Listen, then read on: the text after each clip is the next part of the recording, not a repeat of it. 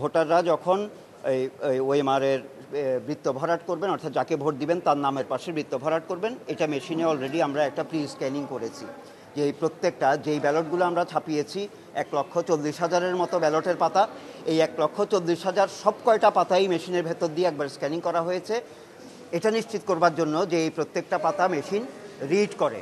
এই মুহূর্তে প্রি স্ক্যানিংয়ের সময় সব রিড করেছে ব্ল্যাঙ্ক, কিন্তু সেটা ভ্যালিড পাতা হিসাবে রিড করেছে। সো আমরা একটা নিশ্চয়তা পেয়েছি যে আমাদের এই প্রত্যেকটা পাতা মেশিন রিড করবে, ভ্যালিড হিসাবে রিড করবে। এবং অন্য কোথাও থেকে বাইরের কোনো একটা পাতা যদি কোনো প্রক্রিয়ায় ঢুকেও পড়ে, আমাদের মেশিন সেটা রিজেক্ট করবে, কারণ সেটা আমাদের এই ফরম্যাটের এবং আমাদের যে সিকিউরিটি কোড এটার সাথে মিলবে না।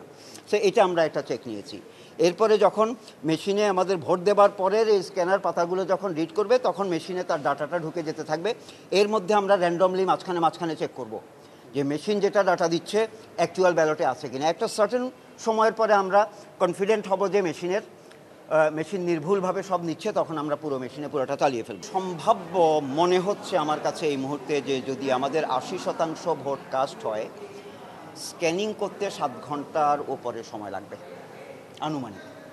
তাহলে আমরা যদি 4:30টায় পোল ক্লোজ হয়, বাক্স এগুলো জায়গায় আসবে, সেগুলোকে আবার প্রত্যেকটা বাক্স থেকে ওএমআর মেশিনের জন্য 200 করে ভাগ করে গুনে টুনে রেডি করতে, আমার ধারণা যে স্ক্যানার মেশিন স্ক্যানিং শুরু করতে কোনো ক্রমেই 6টা 6:30টার আগে নয়।